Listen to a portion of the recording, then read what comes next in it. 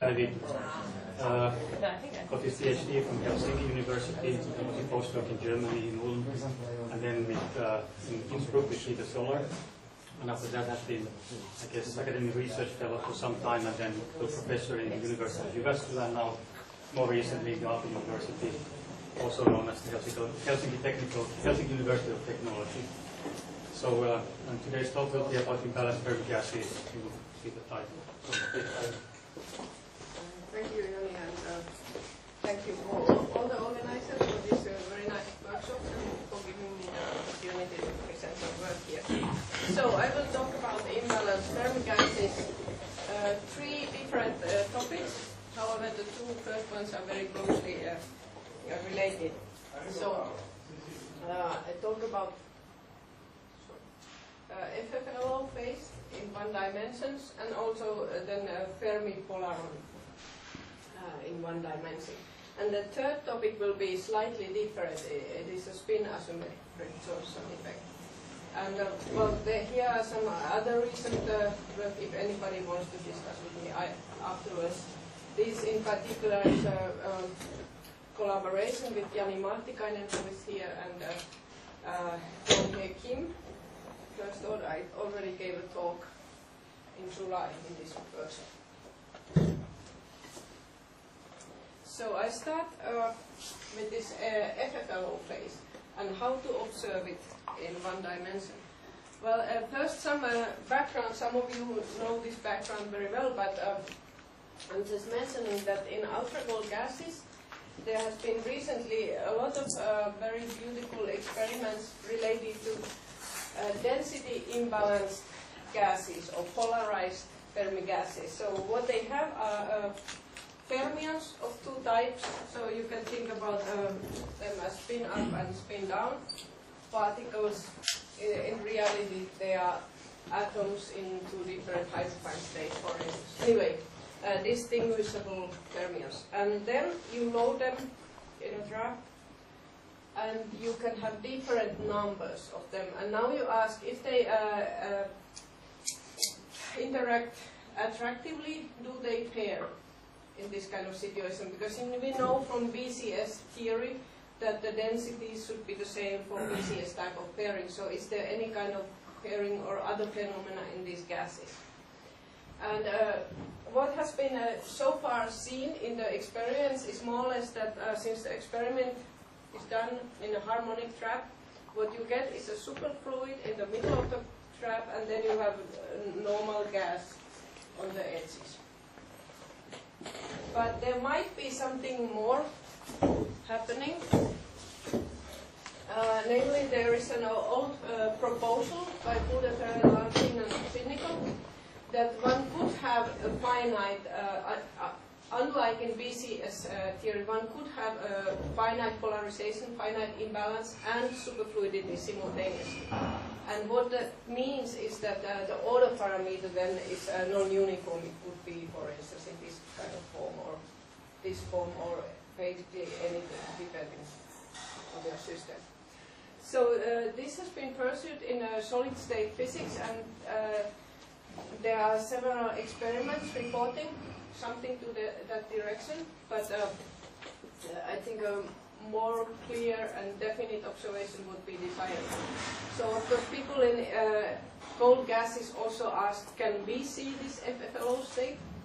And there has been a lot of theories, but one of the theorists who has done really a lot of work, Leo Radziowski, is in the audience, and they for instance showed that the parameter space in our system for observing this would be very small in 3 dimensions.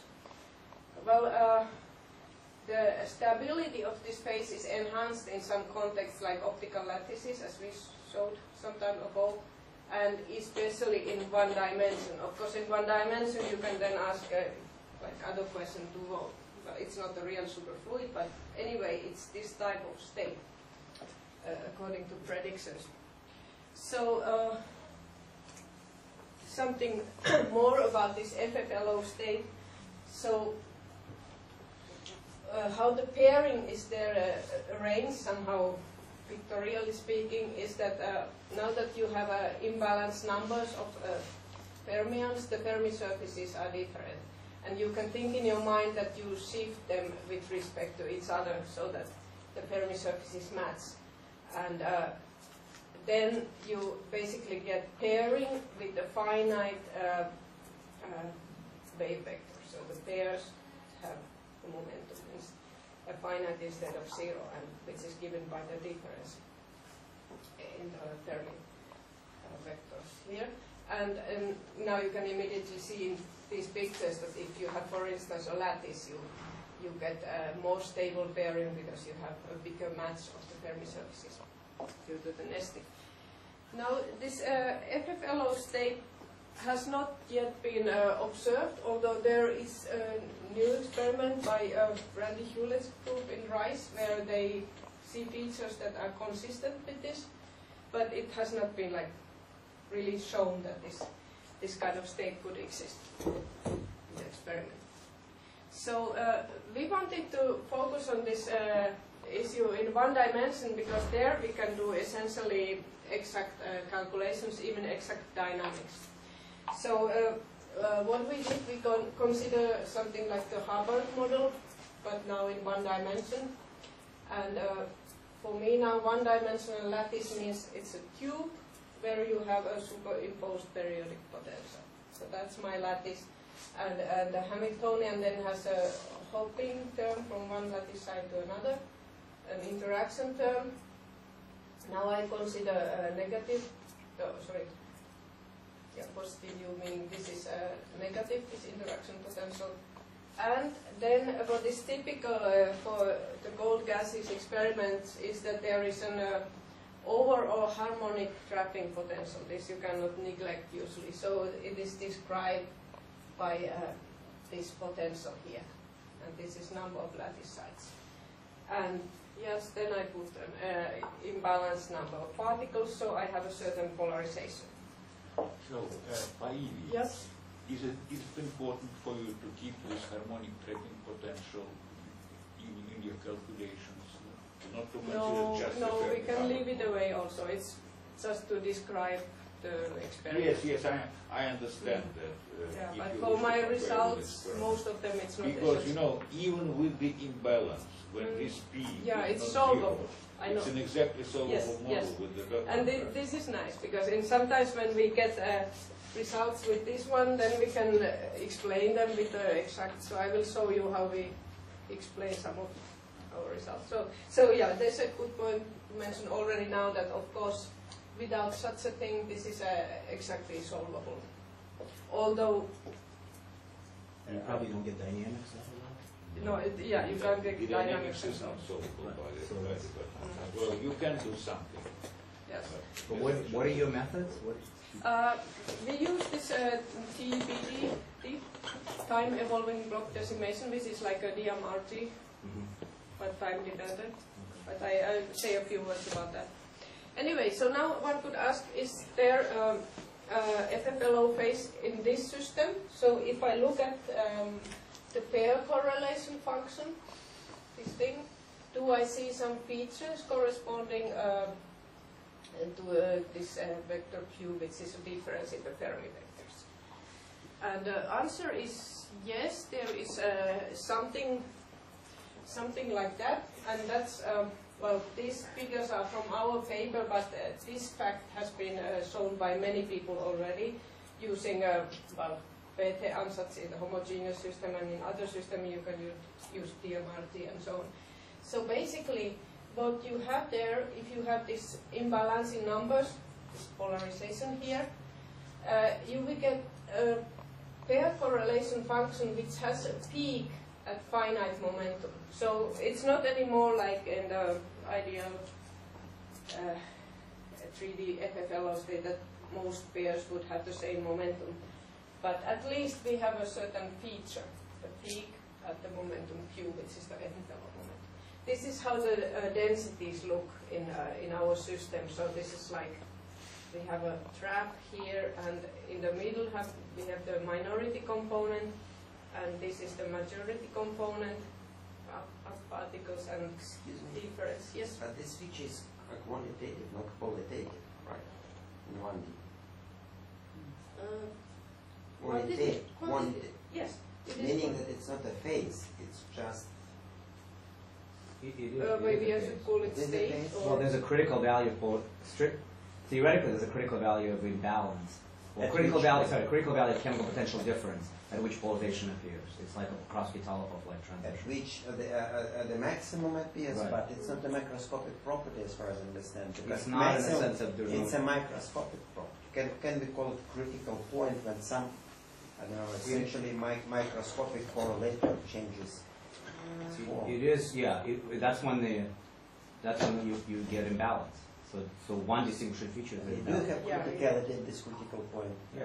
Divergent correlation length. A Krosky-Tolopov, yeah. It's only a half feeling for Krosky-Tolopov, not half I feeling. doubt it's that linear. you have a divergent correlation length. Yeah, divergent. No, not Yeah. divergent. It's No, quantity. it should not be divergent. No, there's a So divergent. maybe it's a bit not right to call it Because phase. Maybe I should I call it heard state. many times people were calling it FFO phase in one year. I would argue that it's not a phase. You can think of it like a band filling by the imbalanced fermion. Divergence is the inner particle spacing of the additional. Right, maybe there is no quantum phase transition corresponding to. Where? It's a crossover It's not a crossover, it's a quantum It's a phase quantum phase transition. transition. with divergent correlation length. Yes. Boy, Yes. this has been shown by the Bertansatz solution by Wojnarowicz already 15 or 17 years ago. What he has done the Bertansatz for an imbalanced Fermi-Hubbard model, yes? And he has shown that when the magnetic field is zero, it's a very nice gap system. Then you increase the magnetic field, and first the magnetization does not appear, and a critical field is needed to close the gap. Yes, but I'm not talking about this phase transition. I'm talking about phase transition between FFLO phase and the phase which is just two superfluids. What two superfluid? Just two components superfluid. No, Each this component is is superfluid. Balance or imbalance? In 1D there are no fermions, or there are bosons. Oh, Latin related. You're talking about. No, Yeah. right. So when it's balanced, when it's zero, when you Let when me you make- hold on, when you chemical potential difference is small in some critical value, you have a spin gap in the system, Right. but you have a charge gapless. I So there's get- only I'm one not gapless talking- mode. But when you increase the imbalance beyond, or you increase the chemical potential difference beyond a critical value, you now have two gapless modes, two longitudinal I modes. understand. And So that's a phase transition. Absolutely. This is the I'm phase talking about a hypothetical phase transition between the phase, which is FFLO, which features two gapless modes, Okay. and a broken translational No, symmetry. that's not a phase transition. That's what I'm saying, because the translational There's symmetry only one is not phase transition when you Exactly. when the gap spin gap goes to zero. exactly. I mean, that Because in the 1D there's no distinction between it's all power law that's what I'm phases. saying. So you cannot call it a phase because it's indistinguishable from just two component superfluid. Two gapless Yeah, modes. sure. So But in 1D, boy, two That's- Latin that's relatives, understood. it's useless to talk about superfluidity. It's two Latin Latin. at zero You either have one temperature, longitudinal or you have two can talk longitudinal. superfluidity. They have the superfluid. What people do in the one-dimensional physics, they usually identify the singularity of the correlation function. And the one which is the most singular tells you whether this is charge density wave, No, superconductor. but that's a quantitative distinction. That's what I think, because it's not single. Okay, but Okay. it's determined. Okay, yeah. It's questionable should we call it a phase or at least even FFLO, because it's not exactly the same that they propose. But anyway, so this is the feature. There is this certain momentum there in the pair correlation function. And now one can ask, how could we possibly observe this in ultra-cold gases? Because it's a very subtle feature if you look at this distribution, for instance. And on the density distribution, there should be some kind of little wiggles, but they are very small. So how could one observe this? And there have been many proposals already, like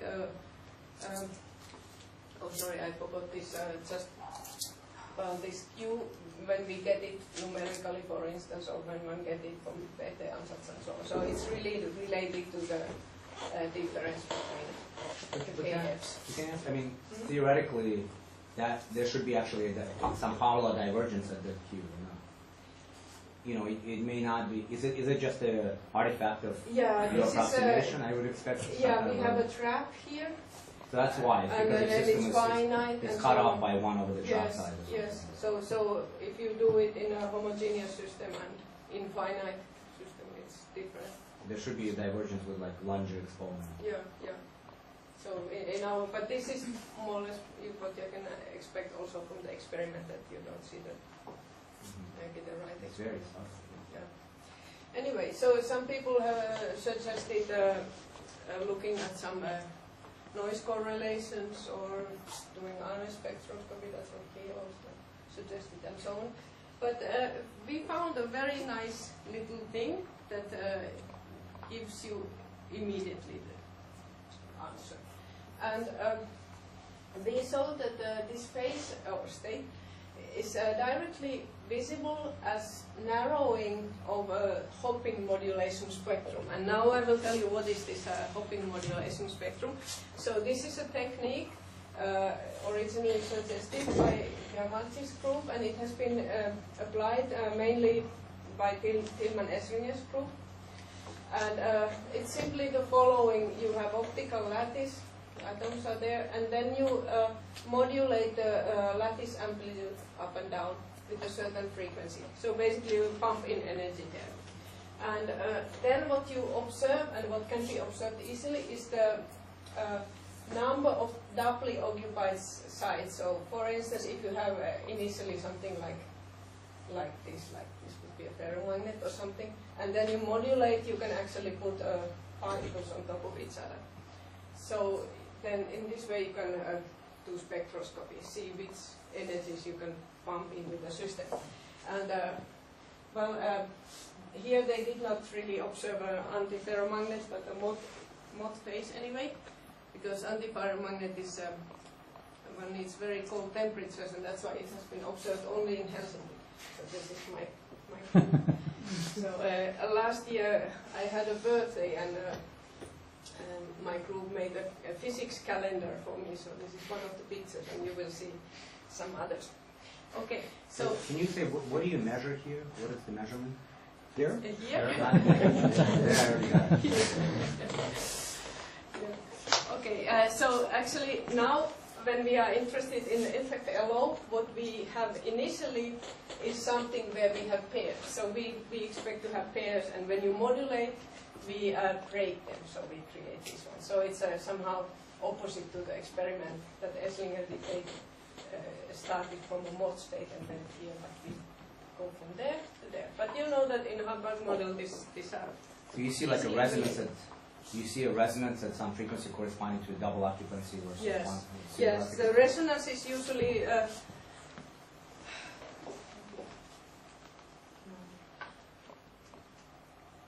When you have the Hubbard model interaction strength, it's around this interaction state. Because basically you have to put two particles on top of each other in the repulsive case, or separate them in the attractive.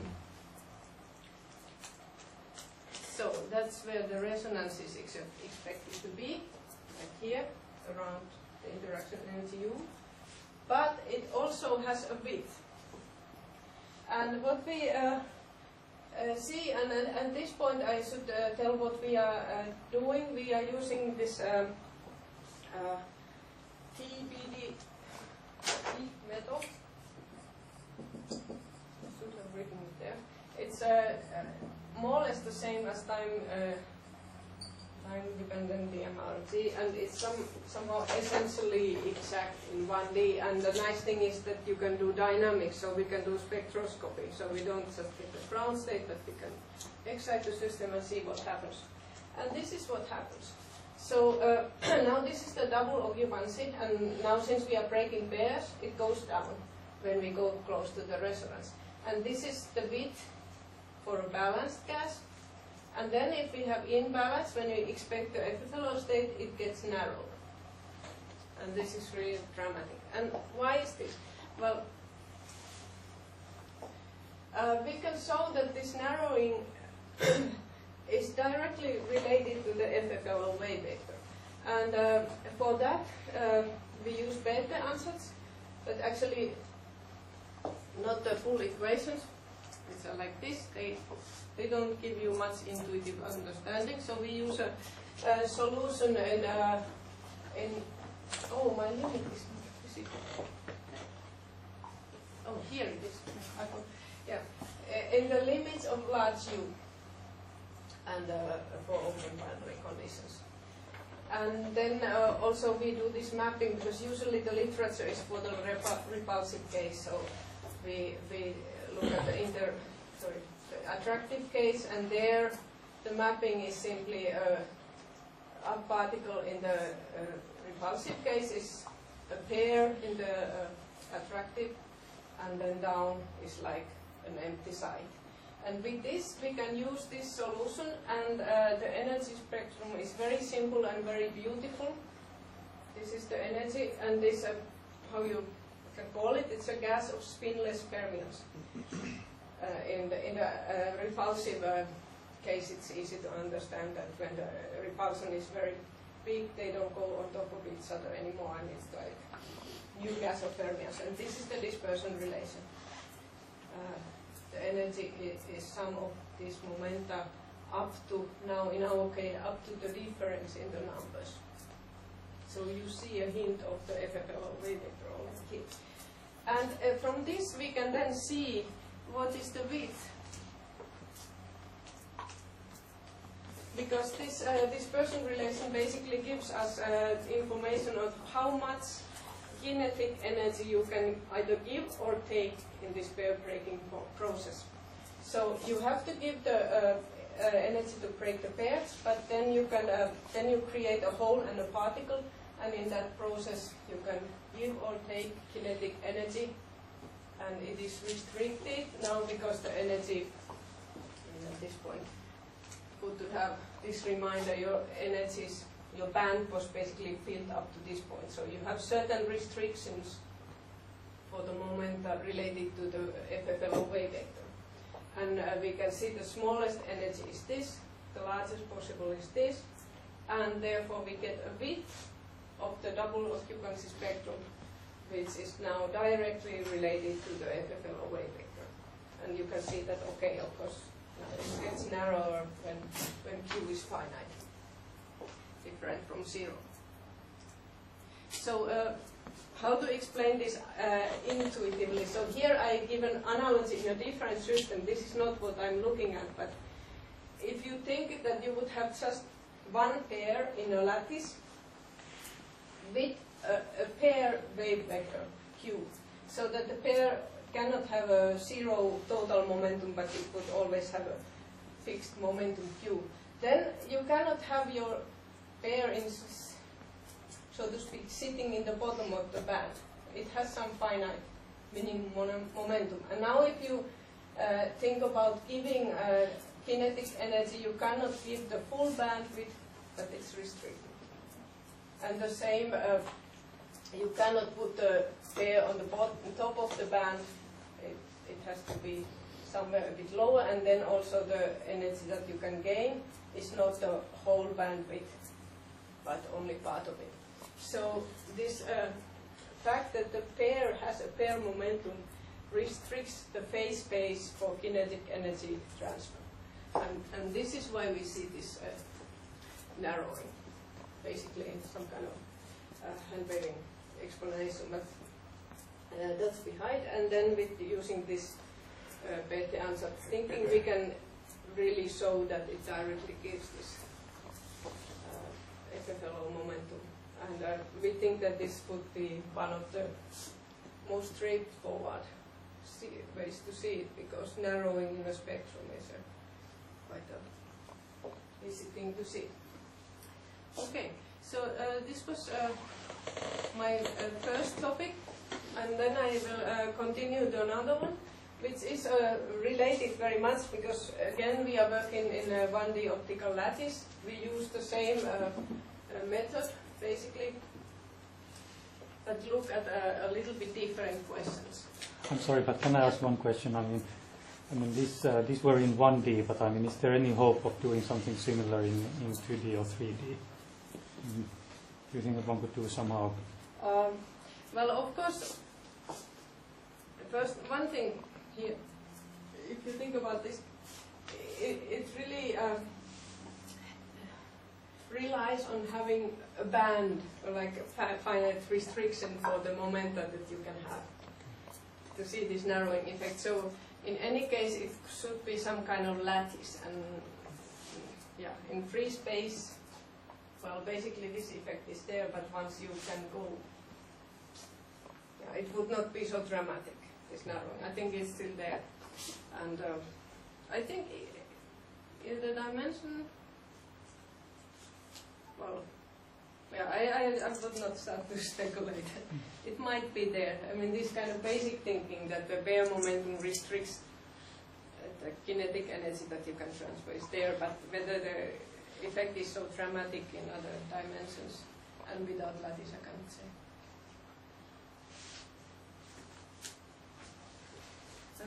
All right. So, what is Fermi polarity? So, of course, once there are these imbalance gases experimentally, one can also go to the extreme limit, namely having only one down particle, or in practice, only a few in the experiment. And then one can ask that, does this one object here behave like a polaron? You know what polaron is in general. So in our systems, for instance, if it moves, is it like a quasi-particle with a different effective mass, or is it something else? And in cold gases, also an interesting question is that since we can tune the interparticle interaction, we know that if we tune it across the phase resonance, basically what we have in the end is a molecule. So we have molecule formation instead of something like a polaron, and then one can ask that is there a crossover or even maybe some transition when you go from one regime to another. And there are now two experiments, one by Martin Spieland, who will be here tomorrow hopefully, and another by Christophe Salomon's group, Paris. And this indicates that there is a crossover from polaronic physics, something like this, to the molecular particle. You can show theoretically that these two states have different quantum numbers, so it's not a crossover. We discussed it with Nikolai Prokopyov. Might be that. It's perfectly seen in first principle simulation that you have basically two separate states in different sectors. And also and there is just level crossing without any hybridization. It's clearly seen. And It's also when people do some effective theories. Right. It's a single particle. It's a few body physics. It's a few body physics because it's a polaron. But the molecule and the thermopolaron, they have different quantum numbers. For one particle. What's one the particle, right? So it's only, Yes. so in that sense it's not a transition, in the sense that it's not a thermodynamic. But the question is whether you can hybridize the two. In which case you cannot, because these are just states with different quantum numbers. What's the quantum there are no number? matrix elements which would hybridize. But one can decay into the other. Exactly. But It can. it's a good question. But when the two lines are close to each other, the phase argument shows you that then the width gets much smaller than the separation. So they're perfectly well defined at the point of crossing. So I should think of it as a first order transition? In that sense, right? In that sense. You just follow the lowest. In that sense, yes. And what I mean here is that in the experiments you did not see anything dramatic. So that's And That's the problem of the experiment. Yes. So I don't understand. So what's the quantum number difference between these two states? Because you see here you have two conserving quantities, separately conserving quantities, spin up and spin down. And in terms of spin up and spin down, you have different quantum numbers, because polaron is just on top of the of Fermi C, say spin down particles. A single polaron carries the charge of spin up, and the molecule carries a different charge, because it carries spin up and spin down. By That's a single particle. That's single particle signal. So, but if I have a finite number of particles, right, up and down particles, then I'm thinking there's a crossover. Look at it. You will see that the structure of the wave function for a molecule and for a spin-up particle is different. You will see just. Okay. So in the experiment, they did not see anything dramatic, but when people do theory, as he told, things are not that simple.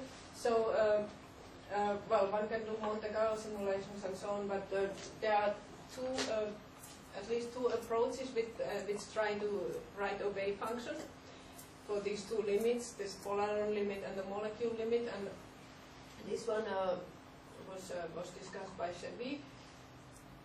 This is for the polaron limit. So here you would have the Fermi C of up particles and then just a single down particle. So this part is like non-interacting system.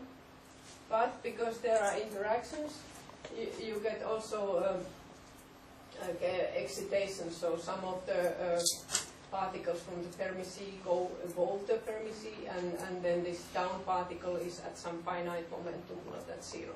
So there is this type of ansatz for the polaron limit, and then Sverger's group suggested ansatz for the molecular limit.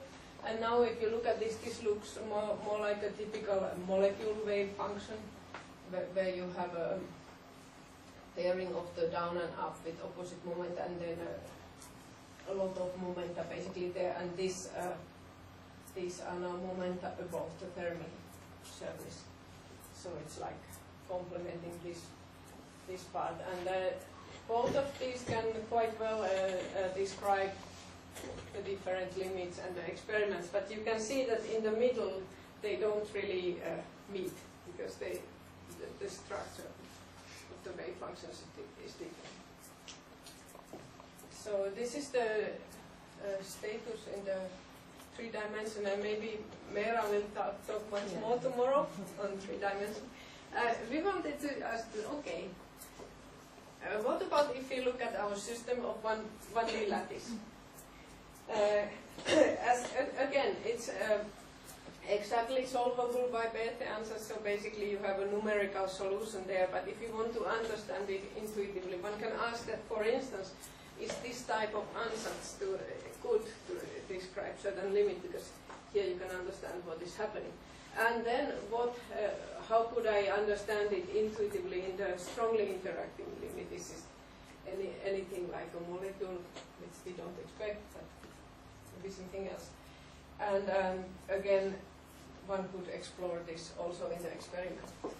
So we use this essentially exact numerical methods. There we can have also a trap potential, but these are without the trap potential. And now we here plot the polaron energy. So it's defined as the energy, ground state energy minus the energy of a non-interacting system. And the blue line is with our numerics. And then we use this variational ansatz, means this Chevy's polaron ansatz. We use that one. How we use it is that we take our numerical ground state and we project it with this one, and we get like effectively these quantities. Of course, if it's not perfect projection, something is forgotten. And then we calculate the energy using this one from the Hamiltonian.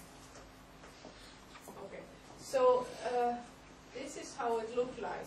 So for small interactions, actually we can describe the physics with that type of answer. So you can kind of think that there is a polaron type object there, but then it deviates strongly for large interactions.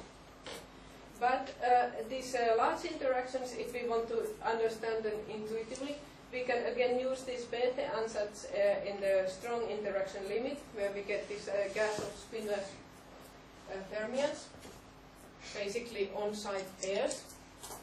And it's this line, and we somehow get this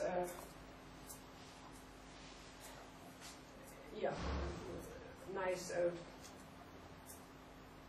description here and there. Now, of course, I do not claim that, I mean, here there should not be any crossover or anything. It is more like that if I want to make some kind of wave function that roughly describes the situation, it can be the polaron one here and then this limit of Bethe ansatz here. Because I could, of course, calculate the whole curve exactly with Bethe ansatz, but that does not give you any like a nice looking wave function. So is it a molecule? What's on the right for strong interactions? Is it a smooth transition between the polar and the molecule, or what are you saying? Yeah, well, maybe I go to the next slide.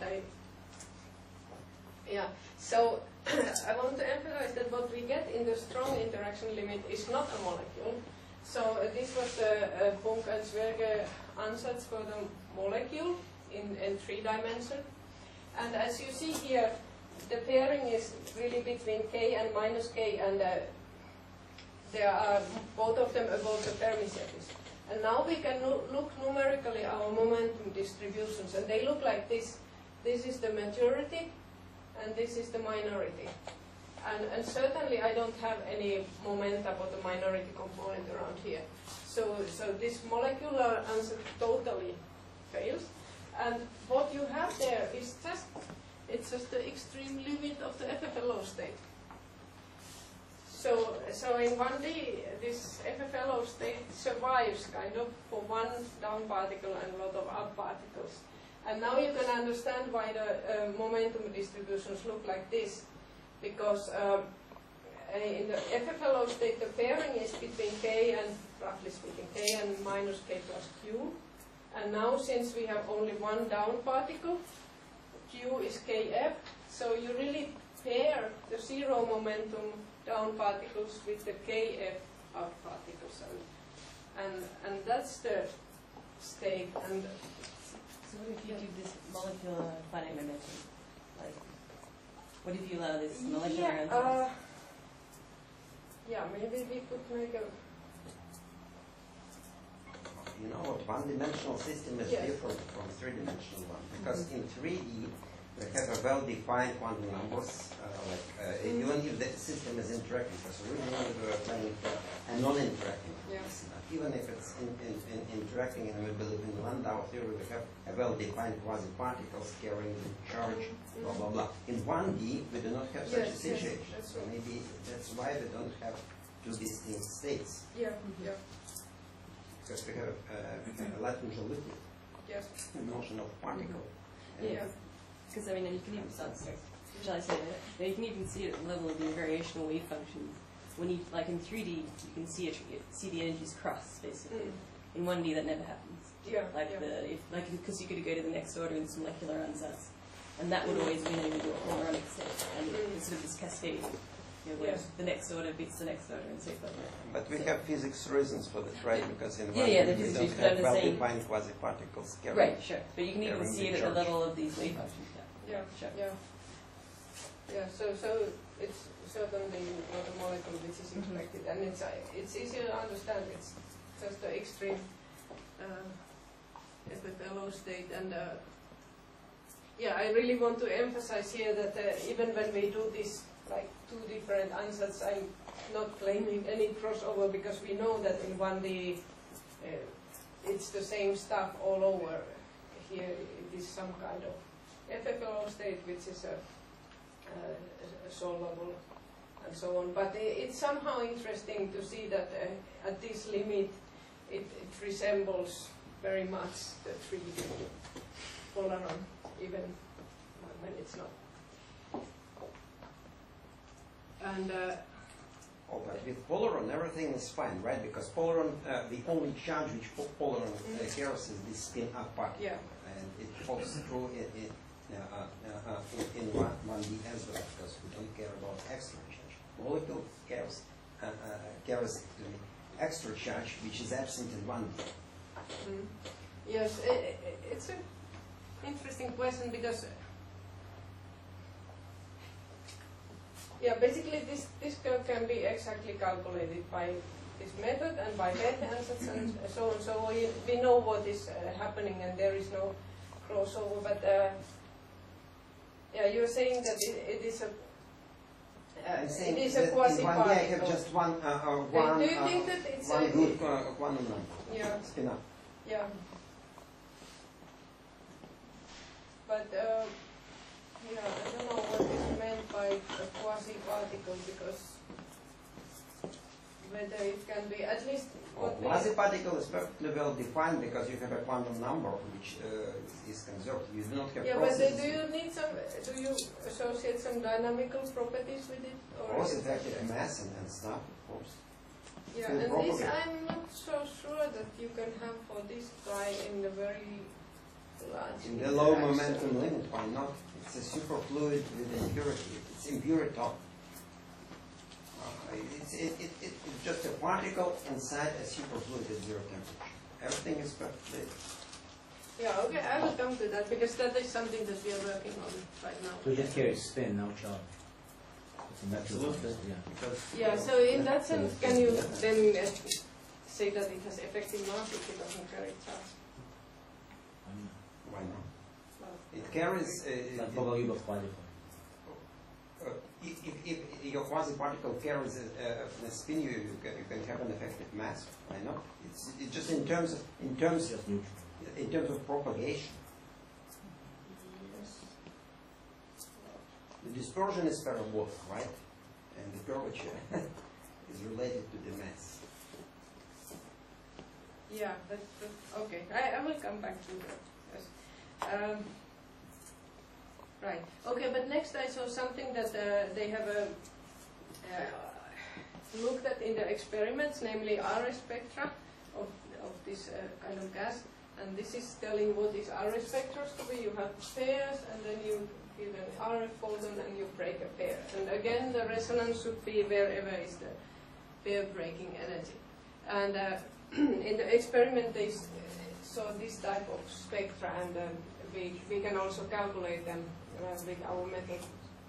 So this one is the majority spectrum. So there are many atoms basically who look like non-interacting, but there around something like polaron energy, you see a peak for both minority and majority particles. And if you use this variational ansatz, you can see that there are two parts in this spectrum. One that gives the polaron energy, and then some incoherent background from this particle ball. This is 1D or 3D? This is 1D. This is the 1D. It looks very similar to the 3D, but so you can in 1D you can see that, and this is our calculated polaron energy, so it really comes there in the same way as in 3D. And then if you change the imbalance of it from 1 down to more, then we can also explain the behavior of the spectra using this Bethe ansatz, the extreme limit. Okay. In summary, we have looked at the exact ground state and some dynamics for one down fermion in 1D, and we saw that in the weak interaction limit you can describe it by same kind of variational ansatz that has been used in 3D, and in the strong interaction limit, of course, this strong interaction limit of Bethe ansatz works well. But we were ourselves concerned about this dynamics, that there can be really call it a quasi-particle in the sense that it's dynamically stable, and we are now doing various simulations where we really put this particle go through the cloud of other atoms, and then what we have seen so far is that in some cases we don't get something like effective mass, but it might be because of our system, etc. So can you say that it's always well defined, or? For example, you can have a very shallow track, Yeah. and then the width of distribution will be related to the width of localization. Suppose you use the track Yes. for localizing part, Yes. and then if this track is shallow, Yeah. the width will the effective mass, the localization. Well, yes, but I'm thinking about this kind of when the minority particle travels through the maturity sea, and if it's interacting, it has some effective mass, but No, whatever can propagate can have an effective mass. Just what defines the propagation of your particle. yeah, but well, okay. Do you agree that the particle will be will propagate ballistically if momentum is low? Well, but what Because we your have background done, is we have seen superfluid. that depending on the interaction, yes, for small interactions, that's what it does. But for larger interactions, all kind of mess start to happen. Also, the maturity cloud starts to move and so on. That's polar one. Yeah, but It gets dressed, so the effective mass gets large. yes, yes, but then it's Qualitative not very adaptation. easy anymore to extract the effective mass. So that's what we are trying to do, basically calculate this or extract it from the dynamics. So that's a thing. You that need to put in this parabolic trap in your new simulation. yeah, we put it, No, but especially. you don't need to put it in. Can you No, it's a I bit. mean, it sounds like it's a lot easier. Why can't you just compute the Green's function in the, with periodic boundary conditions? Yeah, Or well, if extrapolate you maybe want to the to scenario, have you this know. object, you really need like dynamics, basically like excitation spectrum. So it's different from solving the ground state. And then if we don't have this parabolic potential, we tried this, but the densities are uniform, so then it's very hard to somehow move something inside. So we tried it, but it seemed a bit harder to do than with the trap. Of course, the trap is annoying. Can you do just the ground state at a given momentum? So say you use periodic boundary conditions Of course. and you work in the sector with a given momentum. Yeah. And then you find the ground state in a given sector. Then you get the dispersion relation. The energy is a function of momentum. And from this dispersion relation, you will immediately extract the effective mass. And K goes to 0. Should be parabolic. Okay. Yeah, I don't know how to do that in practice, whether it's any simpler than doing Say some by dynamics. exact diagonalization. The system is one dimension.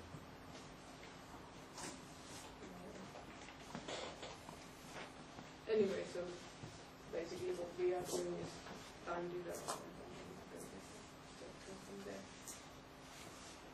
Anyway, that's ongoing work, and I don't have anything to show about that. But yeah, this is what we have done so far in this problem. Okay, and yeah, the question is that we have these quasi-particles, but what if they move? This is Baltic Sea in October. Okay, so I have something like 10 minutes for one more topic which is very different from the others. There is also asymmetry here, but that's not any density imbalance, it's something different.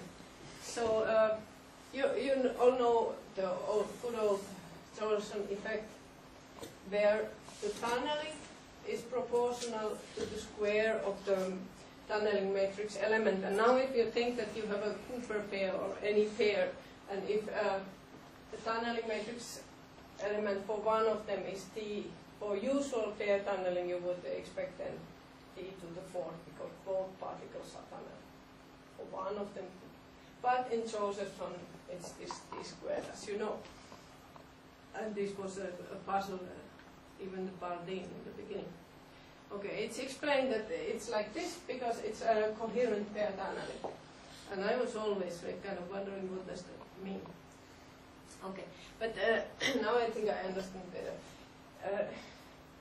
We have been looking at the problem where one can do something that is quite exotic, thinking about usual superconductors, namely this kind of system. Maybe this double well is easier to understand. So you have here a Cooper pair. Now this could be the spin up and spin down particles, they are paired, and a barrier to the other superconductor. But now you can arrange so that one of the potentials here is lower. So this would be like having a different voltage for spin up and spin down particles. And then you ask what is happening. And this is experimentally realizable in cold gases because you can really create spin-dependent double well potential, for instance. Or you can arrange the same thing as some kind of internal source of effect. It's existing. But you can have this double well in mind. That's easier. And well, there is standard Hamiltonian we used, so this is the interaction, and these are the couplings between the two wells, and these are like effective voltages, these deltas. Right. And here are the results, and we use the self-consistent method of Gadanov and Bain. And now this is like the current for spin-up particles, and this is for spin-down. And well, we recovered this usual type of Josephson oscillations in the sense that the period is given by a sum of the voltages. So these are like voltages now. But the remarkable thing is that the amplitude of these oscillations is different for spin-up and spin-down particles. And this is funny because you are used to think that the Cooper pair tunnels together. But here there are more of up particles tunneling than down particles, because this one depends only on this voltage and the other on the other, and you can make this difference. And then you really have asymmetric critical current. So what is this? So we also looked at this thing in small systems to understand what is going on. And basically what we looked at is this kind of four-level system, and this is like one Cooper pair now. So this is the pair on the left well, the pair on the right well. They are associated with some pairing energy. And then you can tunnel from one to another via this kind of virtual states where you have broken the pair and moved one particle. And these we solved exactly. And what we see is that if we start from a situation where we have one pair, we see no Josephson oscillations. And then when we start from a superposition, yes, we see Josephson oscillations, and we see exactly the same feature, that the oscillations for, let's say, up particle, they only depend on the voltage for the down particle. So we see the asymmetry also in these small model systems. So does it mean that you create like a ferromagnet by applying current? I mean, because up and down now are different, yes. So you have some extra yes, spin or maybe you case. should think more like a superconductor with excitations present. All right, but then you have a spin accumulation at the interface, right? Because left up and down is different now. If the tunneling for up is different from the tunneling down, then as you apply the current to the interface, you accumulate spin somehow. Is it? Right? Well, here this is the calculated. Sorry, this is the current that we calculate. So it is different for both, but it's an oscillating current. So No, I'm talking about the DC Josephson effect, not AC. Okay, for the DC, yes. So, yeah. So there is an interesting thing that this asymmetry disappears for DC. Ah, it disappears. Sorry, for the 0 You volt. have to apply an imbalance, right? Because Yeah, this for Yeah, this just 0 imbalances. voltage case. Right, but One- then you apply DC current, you will have more and down. I know, but I think the effect she's talking about is when you have at least one, or you have two imbalances, one for spin up, one for spin down. So I don't see, how do you define DC occurs when you have no imbalance? DC Josephson effect is when you just flow current with no imbalance. You just Yeah. apply So, current. but so At 0 voltage. I mean, if it's 0 voltage, But voltage is the imbalance. you can see Oh, I immediately see. here that they become the same Okay. for 0 voltage. But we also can see that they gradually, this asymmetry gradually goes down when you go towards DC, where of course you don't have any. Can I clarify the statement, because I'm afraid I didn't get the very statement of the problem. So you have just very limited number of sites, and what lives on the sites? Just the classical field, quantum particles. What do you put on your sites? Quantum particles, but How many? well, okay. So in the extreme case, this you can imagine a system where you have no motional degrees of freedom anymore. You have just internal degrees of freedom. Yeah, but how many particles? Well, here you would have 2 in the beginning, so 1 in the state 1, 1 in 2, and here, yeah, also Then 2 I have in total. a but they very are strong equal. objection against the term Josephson effect, because by definition, Yeah, Josephson yeah, is yeah. about something where the Yes. notion of particle is irrelevant. Yes, it's all yes, about yes. classical fields. Okay, just let me explain. So we looked at these small systems in order to understand Josephson But effect. at least you so need a this large would be- number of particles so that you can forget about the notion of particle, because for Josephson the Yes, notion yes. of particle is irrelevant. Yeah, yeah. It's all about classical fields. Yes, yes.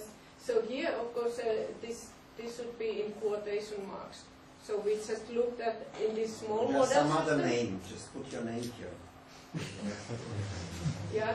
Anyway, we looked at oscillations here that are of the second order in coupling, and have this type of oscillating behavior with this. So this is the same frequency that is in Josephson effect and the same It's all about tunneling. tunneling. Once you So have so tunneling, so you it's have in just- that sense related.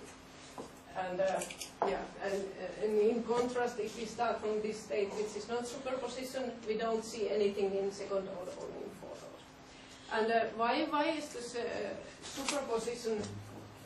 The key thing is that if you now make some kind of naive ansatz for the system of 2 superfluids, so you have 2 BCS state on the left and the right well, like this. Well, if you just straightforwardly multiply here, you see that due to the particle fluctuations in here and in here, you effectively have something like a superposition. So that's why we see this type of oscillations in our small system when we have a superposition. And yeah. So basically, the small system gives the same results of the imbalance as this Kadanoff linear response result. And next, I will show by some perturbation theory calculation why. So we do also perturbation theory for this system because it's so small you can do it. And what we find out is that this Josephson type current it contains 2 contributions. So one contribution is this kind of thing. So initially I have a superposition of having particles like in this Cooper pair and in this one, on the left and on the right. It's a superposition. And then what I measure is, for instance, this particles number 1, which would be my up particle. So I get a contribution which is an interference term of the initial one particle here and a particle that has tunneled here, or this whole pair has tunneled via this route. So there is an interference term related to this one. And this is symmetric. But when I calculate the number of particles in state 1, the up, also this intermediate or excited or broken pair state contributes. And there also you have an interference term, because you don't know whether a particle here, this one, came from here or from here.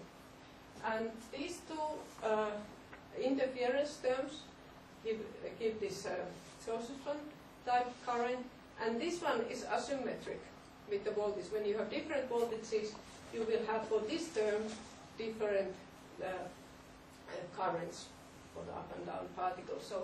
So this is the key to the whole thing. That this was done for the small system, but we expect that since the linear response result for the big system has exactly the same form, that it's also there that there is an interference term of single particle currents, and this causes the asymmetry. And well, here is just the perturbation theory for the small system. So when I calculate perturbatively the states in the left well and the right well, they look like this, and then I get both interference terms, like from the initial one particle here and the tunneled one, and also for the single particles. And then if I take the absolute values of these, not interferences, this gives me like the fourth order particle tunneling, and these give the usual single particle contributions, which are above the gap.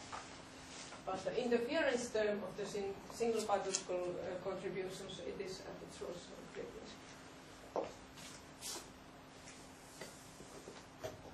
So we can describe Josephson effect in this kind of way, that it has both the interference of pair tunneling and interference of single particle tunneling.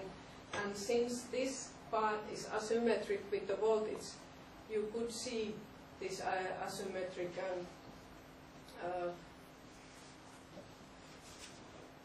critical currents in the experiments. And of course, what is essential really is that I have the superposition of these things in the beginning, and that was related to having particle number fluctuations, which is related to a macroscopic phase. So that's where the BCS features come about. And yeah, and there is also one more nice implication, that with this interpretation, the chosen frequency should be something like this, but this we expect is true only in small systems. And yeah, so phase coherence, as you know, is essential for the Josephson effect, and this is phase coherence. So in summary, I showed how one could see very easily the FFLO phase in 1D lattice by the narrowing of the spectrum. And then we looked at something like Fermi-Polaron effects in 1D lattice, and then I discussed about Josephson effect and this kind of novel asymmetric current there. And these are the people in various papers. Thank you.